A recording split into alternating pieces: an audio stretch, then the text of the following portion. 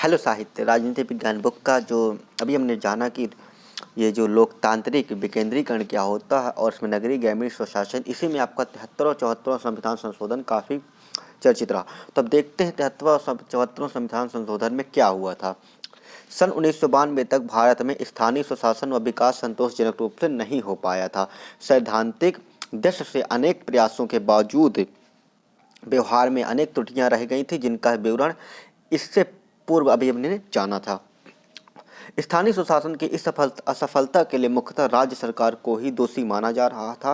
अंततः स्थानीय स्तर पर भी लोकतांत्रिक व्यवस्था को सफल बनाने के लिए केंद्रीय सरकार ने 2 संविधान संशोधन पारित कराए। राज्यों के अनुसमर्थन के पश्चात 73वां और 74वां संशोधन अधिनियम क्रमशः 24 अप्रैल 1993 को आपको 73 संविधान संशोधन आया था और 1 जून 1993 को 74वां संविधान संशोधन प्रकाशित किया गया था। और भारत में जब स्थानीय संस्थाओं के विकास की दृष्टि से यह अत्यंत महत्वपूर्ण कदम था।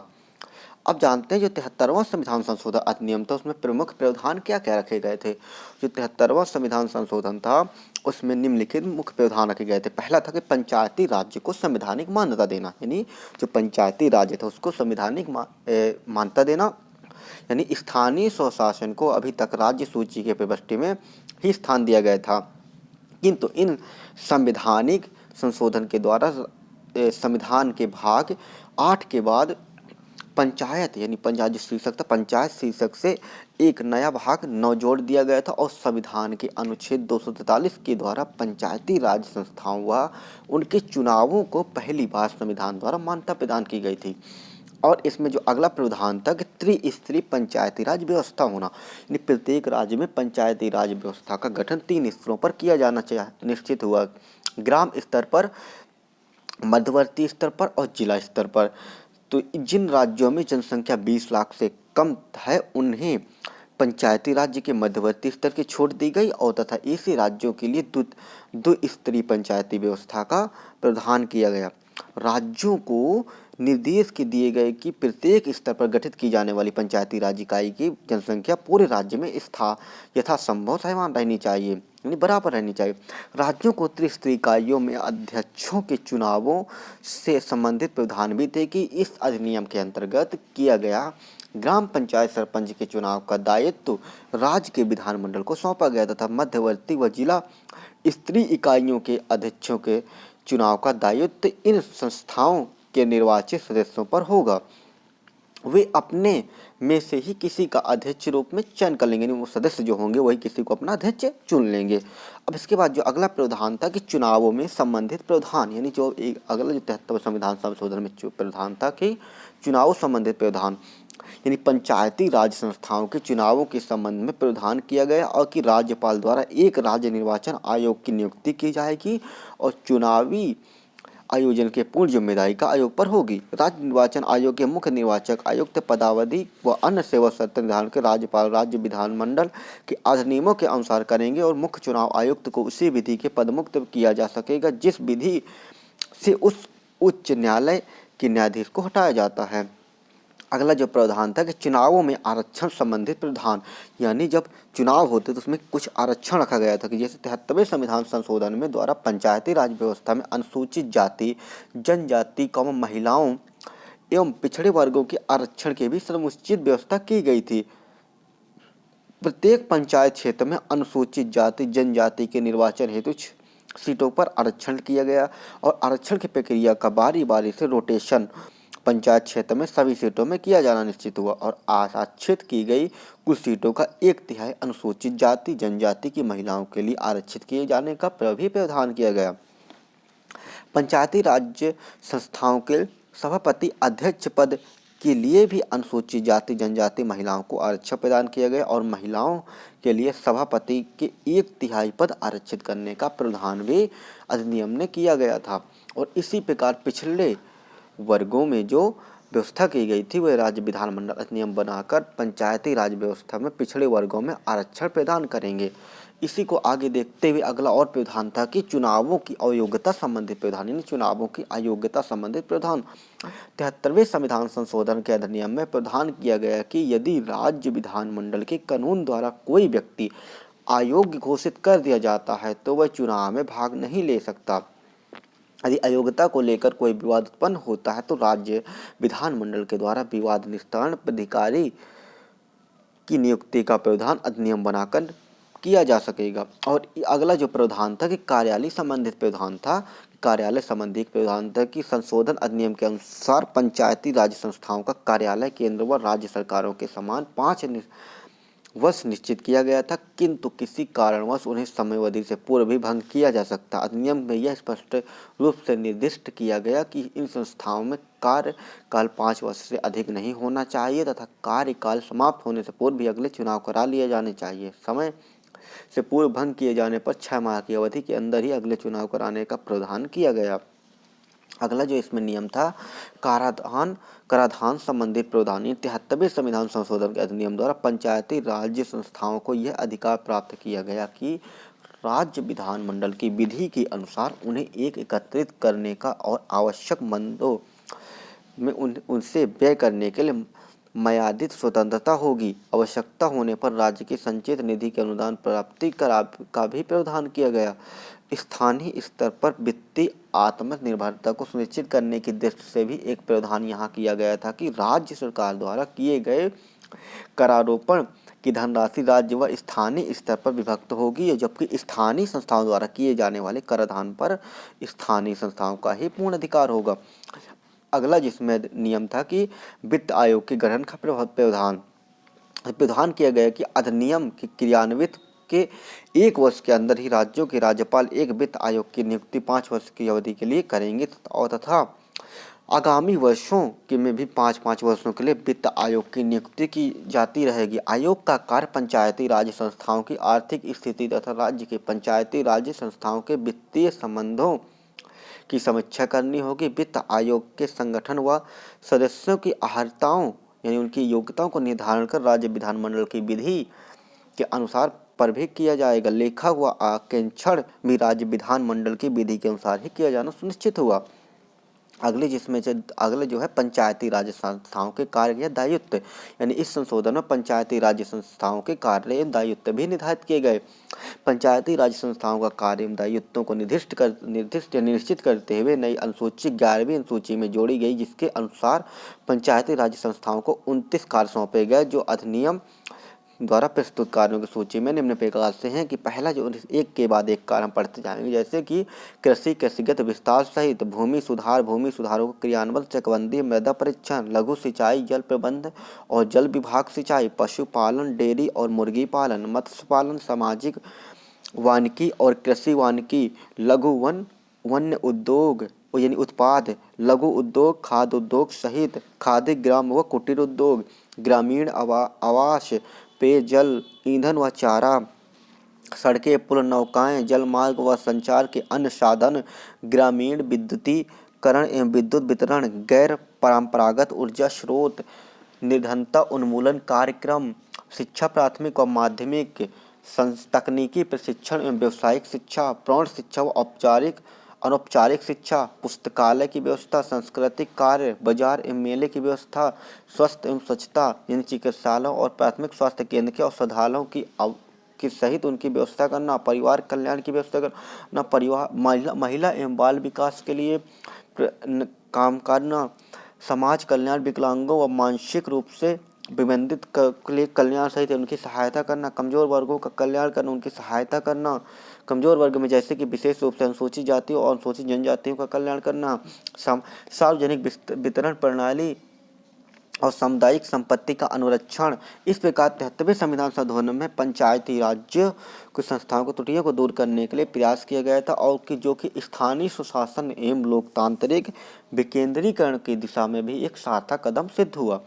अब देखते हैं हमने 74वां संविधान संशोधन अधिनियम क्या था और उसके प्रमुख प्रावधान क्या थे। तो 74वां संविधान संशोधन था वह जहाँ 73वें संविधान संशोधन के नियम के प्रावधान ग्राम्य स्थानीय प्रशासन सुधार लाने का एक महत्वपूर्ण प्रयास था, वहीं 74वें संविधान संशोधन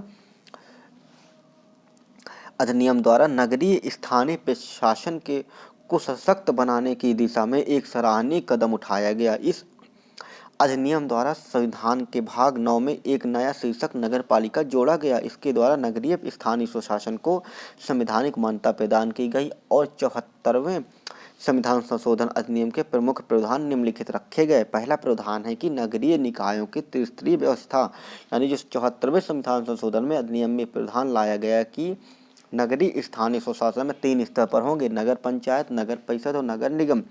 इनमें से नगर पंचायत निम्न स्तर था और इनमें से ग्रामों में नगरों को परिवर्तित हो रहे क्षेत्रों में रखा गया और तथा नगर परिषद छोटे शहरों, नगरों तथा नगर निगम के बड़े नगरों को सम्मिलित किया गया।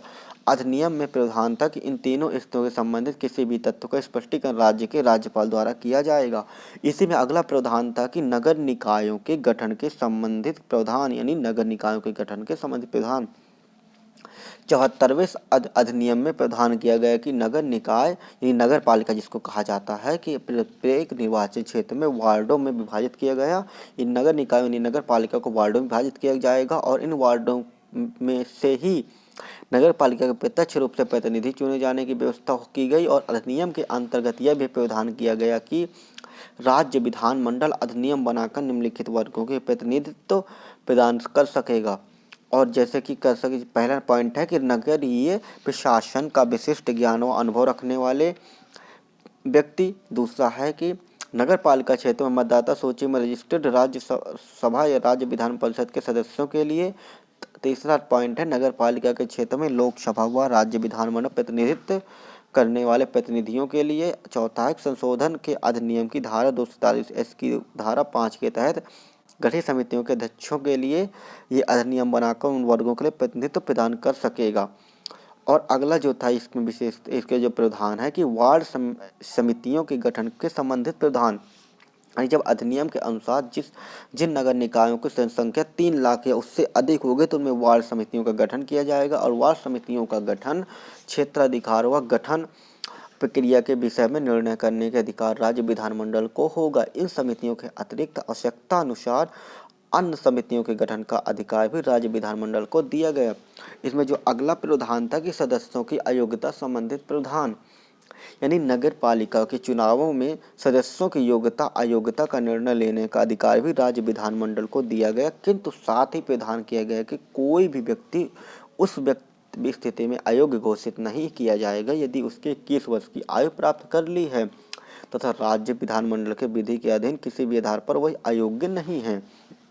अगला प्रावधान था कि कार्यकाल संबंधित प्रावधान, यानी 74वें अधिनियम के तहत नगर पालिकाओं में कार्यकाल 5 वर्ष निर्धारित किया गया और स्पष्ट रूप से लिखा गया कि इसमें इससे अधिक नहीं रहेगा।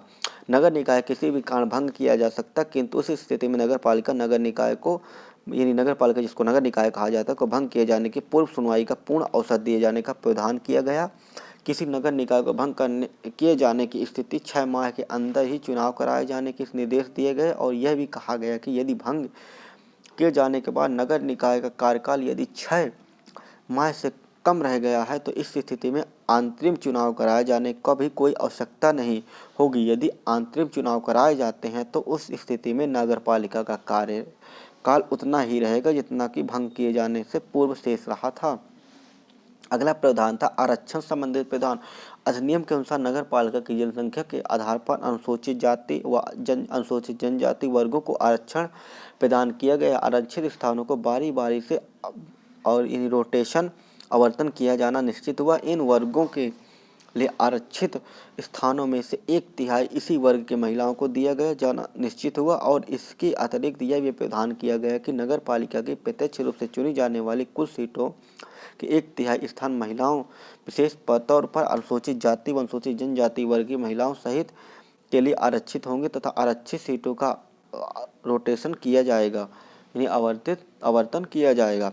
अधिनियम के तहत राज्य मंडलों का यह अधिकार दिया गया कि वे विधि निर्माण कर नगर निकाय के सभापति के लिए भी अनुसूचित जातियों, अनुसूचित जनजाति महिलाओं के पिछड़े वर्गों का आरक्षण प्रदान कर सकेंगे। नगर पालिकाओं के कराधान संबंधित प्रावधान भी थे कि नगर पालिका जो कराधान संबंधित प्रावधान निम्न है कि अधिनियम में वर्णित है कि राज्य विधानमंडल विधि निर्माण कर नगर पालिका द्वारा आरोपित किए जाने वाले कराधान तथा राज्य की संचित निधि से नगर निकायों को दिए जाने वाले अनुदान का निर्धारण करेंगे। इसके अतिरिक्त अनुच्छेद 243 के तहत गठित वित्त आयोग नगर निकायों को आर्थिक स्थिति भी समीक्षा करेगा। नगर निकायों व पंचायती राज्य संस्थाओं के लिए एक ही वित्त आयोग होगा। राज्य सरकार को कि करों आदि से प्राप्त आय कर राज्य व नगर निकायों के मध्य किस प्रकार का विभाजन होना चाहिए, इसका निर्धारण आयोग द्वारा किया जाएगा। आयोग की संतुतियां को राज्य विधानमंडल की स्वीकृति उपरांत क्रियान्वित किया जा सकेगा। अधिनियम द्वारा राज्य विधानमंडल को यह अधिकार प्राप्त किया गया कि वे विधि निर्माण कर नगर निकायों को लेखा व उनके आरक्षण के संबंध में निर्देशित कर सकेंगे। अब अगला जो प्रावधान था चुनाव संबंधित प्रावधान था। तो इस प्रावधान में यह कहा गया कि नगर निकायों के चुनाव के संबंध में एक निर्वाचन आयोग का गठन किया जाएगा और राज्य विधानमंडल कानून बनाकर इस संबंध में आवश्यक निर्देश दे सकेंगे। निर्वाचन आयोग के गठन का प्रावधान अनुच्छेद 243 के अंतर्गत किया गया। अगला प्रावधान था कि जिला नियोजन समिति संबंधित प्रावधान। अधिनियम के अंतर्गत जिला नियोजन समिति के गठन का भी प्रावधान किया गया और यह समिति पंचायती राज संस्थाओं व नगर निकायों द्वारा तैयार योजनाओं को समेकती रूप प्रदान करेगी और जिले के विकास की समग्र योजना का प्रारूप तैयार करेगी। इसी प्रकार महानगरों के लिए महानगरीय नियोजन समिति के गठन की व्यवस्था भी की गई और इस संबंध में भी राज्य विधानमंडल की शक्तियां प्रदान की गई और नगरीय विकास के लिए प्रारूप तैयार करने की जिम्मेदारी भी महानगरीय समिति को सौंपी गई। इस 10 लाख या उससे अधिक जनसंख्या वाले क्षेत्र का महानगर का दर्जा दिया गया, इनको महानगर का नाम दिया गया। साथ ही यह भी आवश्यक था कि ऐसे क्षेत्र में एक या एक से अधिक जिले तथा उनमें 2 या अधिक नगर पालिकाएं या पंचायतें होंगी। इस क्षेत्र में भी अंतिम निर्णय की शक्ति राज्य विधानमंडलों को दी गई। अगला जो निकाय था इसमें था कि नगर निकायों के कार्यों को संबंधित प्रावधान था। संशोधित अधिनियम में यह स्पष्ट किया गया कि राज्य विधानमंडल कानून बनाकर नगर निकायों को दायित्वों की पूर्ति हेतु आवश्यकता शक्तियां प्रदान करेगा, जिससे कि ये निकाय संविधान की 12वीं अनुसूची के इस संविधान संशोधन विधेयक के द्वारा जोड़ी गई नई सूची के अंतर्गत वर्णित कार्यों को निष्पादन करेगा। और नई सूची के वर्णित नगर निकायों के प्रमुख कार्य निम्नलिखित थे।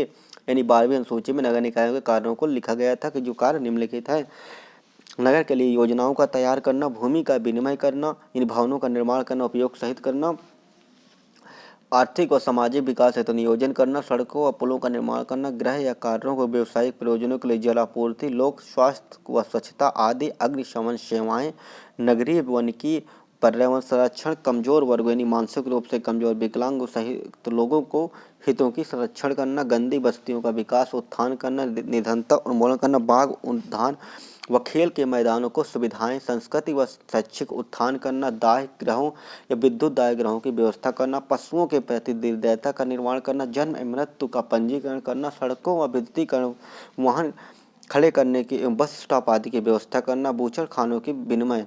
इन्हीं सभी चीज़ों को देखते हुए संविधान संशोधन में यह स्पष्ट रूप से कहा गया कि इस अधिनियम के प्रावधान संविधान के अनुच्छेद 244 में वर्णित अनुसूचित क्षेत्रों में जनजातीयों क्षेत्रों पर लागू नहीं होंगे। देश के नगरीय निकाय में 74वें संविधान संशोधन अधिनियम द्वारा सुदृढ़ लोकतांत्रिक आधार पर प्रदान करने का प्रयास किया गया। ये था हमारा 73 और 74वां संविधान संशोधन अधिनियम।